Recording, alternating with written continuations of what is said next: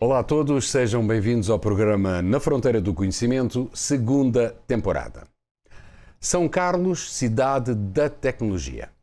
Se até há algum tempo atrás existiam dúvidas sobre o real valor desse título atribuído à cidade de São Carlos, o certo é que com o decorrer dos anos, as universidades, polos científicos e empresas de alta tecnologia instaladas no território municipal souberam dar o impulso certo para que a cidade adquirisse e respirasse áreas de ciência e tecnologia. Não de forma tão expressiva e rápida, mas com cadência mais ou menos regular, a mídia começou a prestar mais atenção às pesquisas feitas em São Carlos e no próprio país, tendo essas pautas passado a dominar alguns preciosos tempos de antena em rádios e televisões e espaços físicos nos jornais locais e regionais. Finalmente, os jornalistas começaram a ver a necessidade de dar a conhecer à sociedade os principais trabalhos desenvolvidos pelos cientistas brasileiros, até porque a maioria deles se dedicou a essa mesma sociedade que, com seus impostos, alimentam principalmente as universidades federais e estaduais. Tudo isto aconteceu no meio de uma recorrente movimentação da sociedade brasileira que, nas últimas 2 décadas, sofreu fortes mudanças. No programa de hoje, iremos abordar esse crescimento da ciência na cidade de São Carlos e no Brasil, bem como esse crescente interesse dos jornalistas pela ciência e também as causas e os efeitos das mutações observadas na sociedade brasileira. Nosso convidado de hoje é jornalista e radialista com cerca de 40 anos de atividade. Ele passou pela Rádio São Carlos, Rádio Realidade, Intersom FM, DBC FM e está neste momento ao serviço da Rádio Universitária. É com muito prazer que recebemos nos nossos estúdios Adão Geraldo Melo para um papo gostoso sobre os temas que acabamos de elencar. Meu caro Adão, é um prazer receber... Eu não resisto de cumprimentá-lo. É um prazer receber você aqui nos nossos estúdios para, como eu disse, batermos aqui um papo bem gostoso. Ambos sabemos que a função do jornalista é fazer perguntas, mas desta vez vamos colocar um homem da imprensa a responder. Para outro. Então. Pois é. Você está preparado para isto ou é algo que é complicado? Não, creio que sim. Está preparado para ser questionado? Sim, eu gosto. Então vamos lá. Você é uma pessoa atenta ao que se passa em seu redor e ao que se passa no país. Eu gostaria de fazer esta primeira questão. Como é que você interpreta e classifica a ciência que se faz no Brasil e o crescimento que ela teve nos últimos anos? Eu gosto muito daquilo que aqui é feito. Acho que a ciência brasileira está num alto patamar. Alto patamar. Embora hoje se comemore resultados conquistados em um passado não tão distante, né? Todos sabemos das dificuldades que pesquisadores, universidades, centros de excelência estão encontrando no dia de hoje, principalmente com relação aos investimentos que a eles são destinados. Cortes absurdos, feitos de formas abruptas e absurdas, estão acontecendo. Mas creio que, como um bom ator, vamos dizer assim, os pesquisadores deverão saber ter um jogo de cintura necessário para que não possam sofrer nesse momento tão difícil que está passando nesse momento. Eu acho que a nossa pesquisa evoluiu muito. Temos aí, principalmente aqui na cidade de São Carlos, pesquisadores de nomeada, pesquisadores de excelência, que talvez não tenham ainda os seus trabalhos tão reconhecidos quanto deveriam, né? Pessoas que, com toda certeza, merecem estar no patamar mais alto do que estão. Há pessoas já destacadas? Sim, com toda certeza. Entre eles podemos destacar o próprio professor Vanderlei Salvador Banhato, uma sumidade no ramo da pesquisa, no meio da ciência. Tem o seu trabalho conhecido por todo mundo. E dentre outros, pesquisadores que estão ao seu lado, que talvez tenham a própria excelência, mas com um reconhecimento menor, né? Creio que a nossa pesquisa evoluiu muito, com toda certeza. Mas passando por um momento de extrema dificuldade. Extrema dificuldade. Esse é o meu modo de pensar. A cidade de São Carlos vem se destacando no panorama científico nacional através dos inúmeros trabalhos desenvolvidos pelos pesquisadores das universidades instaladas no nosso território. Federal de São Carlos, a USP, a Unicep, e pelos polos científicos que também existem aqui. Eu posso dar o exemplo da Embrapa, já para não falar das empresas de alta tecnologia. Na sua opinião, Adão, quais têm sido os destaques? E já agora pergunto também o seguinte: as pessoas, a sociedade, o poder público têm reagido positivamente ou não? Eu acho que na sua área... Eu sei que tem aqui vários aqui há uma vitrine, não é? Nós estamos a falar da sociedade, do poder público, cada um age na sua maneira, mas no contexto geral. Eu acho que aqui nós temos, como você bem colocou, uma vitrine aberta a todas essas instituições. A USP com um destaque fantástico através dos seus institutos, quer seja de física, de química, de arquitetura, urbanismo, entre outros, né? A própria unidade que ela abriga no Campus 2 com relação à aviônica, não é? Um tema extremamente importante. A Universidade Federal de São Carlos também tem o seu espaço enorme, com toda certeza, principalmente através do professor Elson Longo, né, que foi de dentro da área de nanotecnologia, que também a USP se faz presente, né? Embrapa, isso se fala, né? É indiscutível. Indiscutível. Professor Silvio Crestana, professor Matoso, não nominando porque... pode esquecer alguém, né? Exatamente, mas abriga pesquisadores nomeados e com um trabalho espetacular, através de coisas simples. Haja exemplo que a fossa séptica biodigestora, até hoje, e o próprio clorador Embrapa é motivo ainda de visitas e pesquisas aqui no sítio São João, né? No sítio São João. Eles vêm para cá para verificar. Com relação ao apoio, eu acho que aqui em São Carlos se deixa a desejar. Eu acho que aquela famosa casa de ferreiro, espeto de pau, né? As pessoas não ligam? Não é que não ligam, eu creio que não dão a devida importância por aquilo que aqui está acontecendo. Mas o que é que elas deviam fazer nesse contexto? Qual a importância? Dar um destaque maior, fazer-se presente dentro da universidade. Quando você vê um político entrar dentro de uma universidade, não falando que o político está... Mas para visitar, para ter o conhecimento, talvez até a solução para um problema que o município possa ter levado para ele, dentro do seu gabinete. Não tem.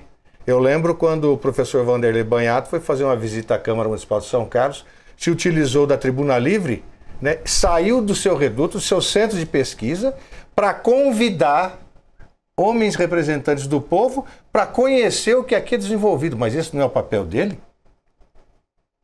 Será que ele sabe que ele tem aqui 3 universidades de excelência? E eles foram visitar? Que eu saiba, só um.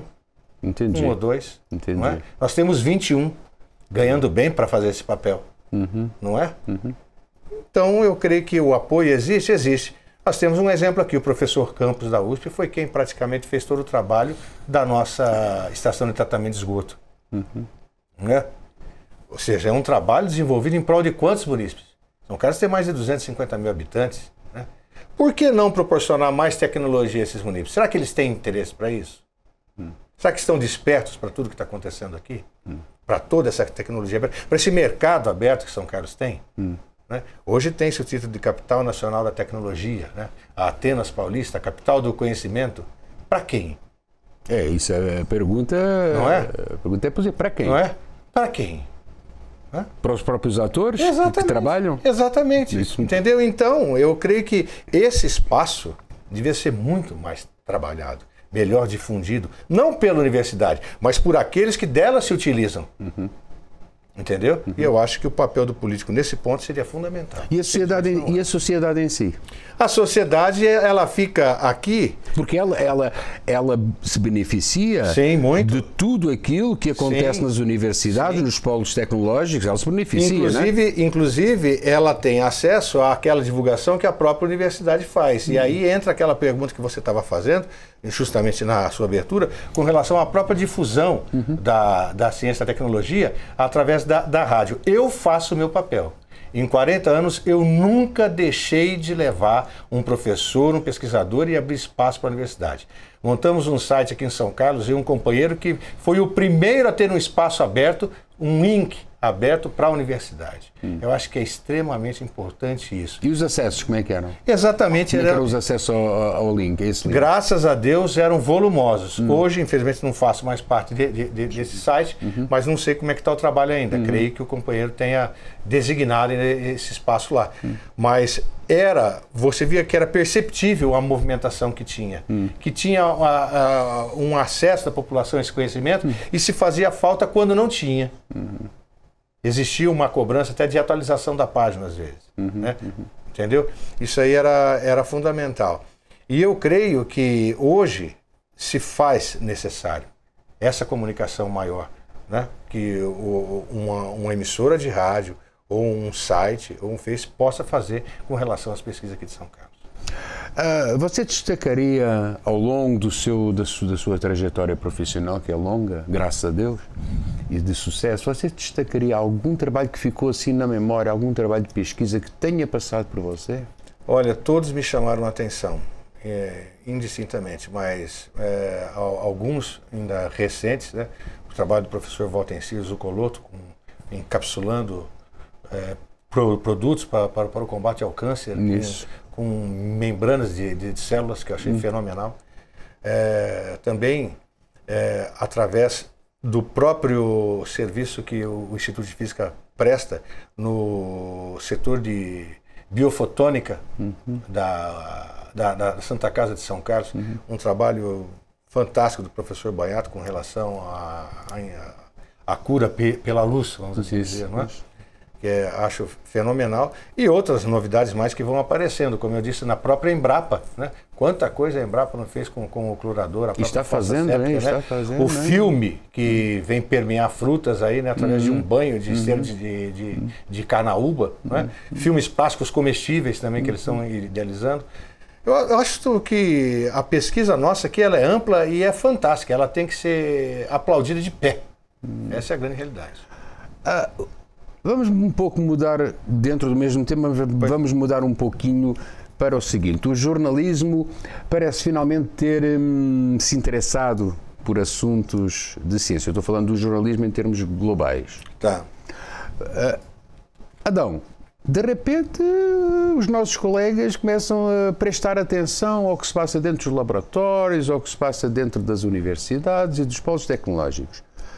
Porquê esse súbito interesse? Há falta de outras pautas ou eles de repente acordaram? Eu acho que acordaram. Por quê? Existe uma expressão que fala assim, olha, ninguém tem acesso àquilo que a universidade faz, o conhecimento fica intramuros. Várias vezes eu disse isso, né? E eu acho que se você não quer que ele fique intramuros, você tem que abrir esse espaço. Você tem que romper, porque o pesquisador, ele não vai esconder o trabalho dele. Muito pelo contrário. A intenção da universidade não é sempre trabalhar em prol do munícipe, oferecendo a ele qualidade de vida, dignidade, conhecimento e outro mais. Então, por que não é divulgado? Não é divulgado porque você não se ofereceu para isso. Essa é a minha opinião. Como eu disse, em 40 anos de rádio, desde 3 de novembro de 1979, dia 3 de novembro agora faz 40 anos de rádio, eu nunca deixei de anunciar pesquisa. De levar um pesquisador, de levar um professor, de levar um técnico, nunca. Sempre valorizei muito a ciência. Eu acho que a ciência é a mola mestra da sociedade. Então quer dizer que há um gap, há um degrau, entre aquilo que se faz regionalmente ou localmente e aquilo que se faz nacionalmente? Sim. Eu acho. Por quê? Eu acho que sim. Por quê? É tipo aquela coisa, santos de casa não faz milagre, faz. Basta você buscar. Entendi. Olha, Adão, o jornalismo sofreu muitas mudanças nos últimos anos? Muitas. Quais? Muitas mudanças. Principalmente na evolução que teve com relação à tecnologia da informação. Muitas mudanças. Não digo na difusão de notícias de grande interesse. As pautas, praticamente, os bonecos são os mesmos, né? Você vê o padrão de um jornal, raramente ele tem diferença. Mas eu acho que com relação à área da informação e a falsas notícias que agora estão circulando, a mudança foi muito grande. Eu não via ou não tinha informação de tanta notícia falsa como se está tendo agora. Mudaram o nome da mentira, né? A mentira passou a chamar fake news. Ou boato, às vezes até o boato, né? Porque na realidade é uma mentira. É uma né? mentira. Mas só que mudaram o nome dela para ficar bonito, falaram fake news. Né? Agora é fake news. Mas não é fake news, é mentira. É notícia mentirosa. Né? É a falta da verdade. E como é que você lidera com isso? Como é que você lida com isso? Eu não gosto. Eu procuro o máximo possível. Inclusive nós tivemos um caso juntos essa semana agora, né? Onde você falou, puxa vida, parece que fulano faleceu. Eu falei, impossível isso, né? Não, mas já está aqui, está colocado. Eu falei, não é. E fui fuçar. Aí apareceu que você acessando aquele link, você entrava numa página maliciosa com malware. Ou seja, isso aí está forrado hoje. Então, eu não divulgo de primeira mão, de jeito nenhum. Por que é que em determinado momento eu tenho uma onça pintada que fugiu, sabe-se lá de onde, e apareceu sabe-se lá onde, e eu tenho um projeto de pesquisa, uma notícia sobre pesquisa, sobre um tratamento, por exemplo, de uma forma de câncer? Por que é que escolhem a onça pintada? Olha, eu sempre me fiz essa pergunta. E fico pasmo com isso, pensando em algumas respostas. Uma delas, talvez, principalmente se for partindo pela grande mídia, qual é o interesse de divulgar a cura do câncer se tem um laboratório de grande porte que anuncia nela um medicamento que às vezes custa 2, 3 mil reais? Isso. Né? Para fazer uma quimioterapia, para fazer alguma outra coisa. Então eu creio que não tenha essa vontade, né, de pegar e divulgar isso. Não vejo muitos trabalhos feitos nesse sentido. Inclusive nós tivemos aí, o finado Gilberto Chierici. Gilberto morreu de desgosto, na minha opinião. Na sua desgosto. opinião. Desgosto.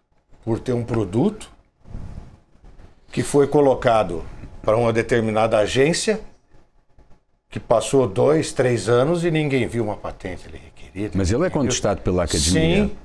Sim. Ele é contestado, que Deus o tenha, mas o trabalho dele foi contestado pela academia. E aqueles que obtiveram a cura que eu entrevistei? Por que não foram conversar com eles? Aquela senhora que nem andava e agora anda. Por que não foram conversar com ela? Se a fosfetanonamina fez resultado para ela ou não? Agora, a contestação há. Também não sou o pensador que ele era para falar que curaria todos os tipos de câncer, não. Porque ele era um marcador tumoral. Né? E fez efeito positivo em alguns que deu a cura. No caso da minha mãe, isso não fez efeito. Teve câncer. Sim. E faleceu com câncer raro. Eu também tive um. Certo? Não fui submetido a fósforo. Certo? Tive um outro procedimento. Foram 2 outros fármacos. Foi leucovorin, fluoracil e capibamecina. Acho que uma coisa assim. Me perdoe se estiver errado. Mas foi um outro princípio. Não foi a fósforo. Mas teve gente que foi curada pela fósforo. Por que não observar essa cura? Por que não destinar ela e fazer vender agora como um suplemento alimentício nos Estados Unidos? Muito bem. Vamos voltar ao jornalismo. Como é que deveria ser o jornalismo atual? Jornalismo atual? Na sua visão, nós temos diversos problemas com o jornalismo. Como é que ele devia ser? Qual é o jornalismo ideal para você? Sem maquiagem. Você acha que o jornalismo tem maquiagem? Voltado à verdade, sim. Tem maquiagem. Eu acho que hoje se maquia muito. Como assim? Que tipo de maquiagem? Se esconde a verdade, se omite. Né? Nós vemos aí coisas que estão acontecendo atualmente que talvez nós não saibamos um terço do terço, né? Se não fosse uma mídia paralela, a famosa mídia ninja ou aquela mídia que corre por fora. Só se dá valor à verdade se você assistir o Jornal Nacional, o que não é. Só se dá o valor à verdade se você assistir o Jornal da Record, o que não é. Você é contra o Record e contra... Não, eu não sou contra. Eu nomino pelo fato de ser uma referência. Hoje se falam que praticamente são os 2 jornais mais vistos em todo o país. Né? Ontem eu vi um jornalista, perdão, tem que ser atemporal, mas vamos citar aqui. Eu vi um jornalista entrevistar uma pessoa num leito de hospital, se recuperando a questão de menos de um dia de uma cirurgia sofrida, né? Até então nada se podia fazer e agora se expõe aí de uma forma aberta, antiética, antiética, entendeu? Entrevistando uma pessoa que para mim não está sendo tão ética no comando de um país. E você não faria essa reportagem? Não. Nem que fosse pago para isso? Não. Não? Não. Por quê? Não. Não é do meu eu. Não. Nem que fosse pago para isso. Paga peso de ouro. Não. E as empresas de comunicação, Adão? Rádios, canais de TV, jornais, sites, mídias sociais. O que é que falta nelas? O que é que falta para que elas desenvolvam realmente o seu trabalho? Olha, eu creio que não falta, está até sobrando, essa é a grande realidade. Tem excelentes profissionais, né? Tem aparelhagem incrível. Talvez não faltar,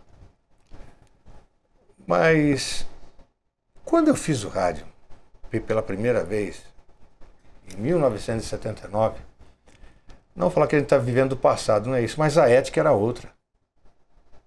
Talvez ética. Ética. Como assim? Talvez falte ética. Principalmente... Falta aquele o sentido de serviço público? De serviço para os outros? Olha, é um tripé. Informação, entretenimento e utilidade pública. Mas raramente se faz isso. Então está a manca. Sim. Talvez falte, seja esse quê, mais para o lado da utilidade pública. Entendi. Talvez seja isso. Entendi.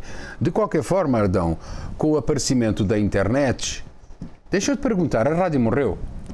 Não, muito pelo contrário. Eu sou contra aquele que falam que a rádio está morta. Você tem o seu carro, você entrou nele, a primeira coisa que você faz é ligar o seu rádio. Se a rádio estivesse morta, a CBN já não teria mais 24 horas de notícia pelo rádio. Né?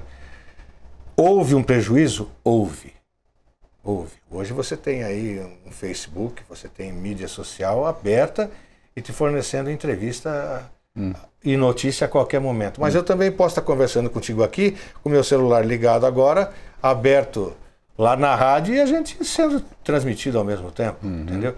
Eu acho que a rádio ainda ela tem os seus ouvintes, a rádio é mágica, né? E para quem bebe e fuma, a rádio é um terceiro vício. Então, para mim, o primeiro não fumo, mas a rádio é o terceiro vício. Eu creio que enquanto tiverem profissionais que respirem a rádio não morre nunca.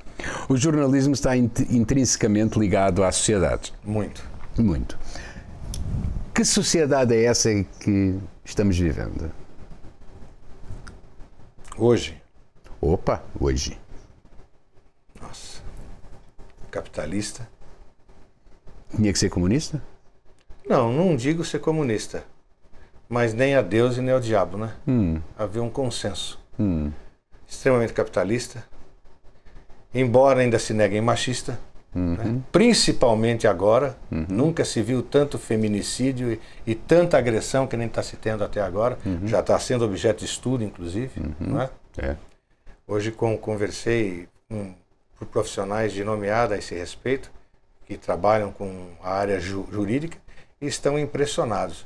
Eles faziam, assim, acerca de casos a serem vistos, atendidos, né? Uma média de às vezes 2 casos a cada 3 meses. Nesse primeiro, vamos dizer assim, semestre, já atenderam a 212. E só nesses primeiros dias de setembro a 14. Quer dizer, chama muita atenção. Sim, mas o feminicídio são atos individuais. Sim. Não coletivos. E não previstos. Conversei, inclusive, com o coronel Samir Gardini a esse respeito. Né? Uma luta muito grande que tanto a Guarda Municipal quanto a Polícia está desempenhando aqui em São Carlos, principalmente nesse mês de setembro, que é o Setembro Amarelo. Né? Isso, a prevenção do suicídio. A prevenção de suicídio. De pessoas que estão aí, talvez tentando contra a própria vida, por esse mal que vem sofrendo dentro da própria casa, que é um atentado à vida. Né? Então, tá pessoas que falam assim, olha, me mato, mas ele não me mata. Que coisa absurda. Mas é o que está acontecendo. Nas últimas 2 décadas, quais foram as principais diferenças mais palpáveis que a sociedade brasileira sofreu? Nas últimas 2 décadas.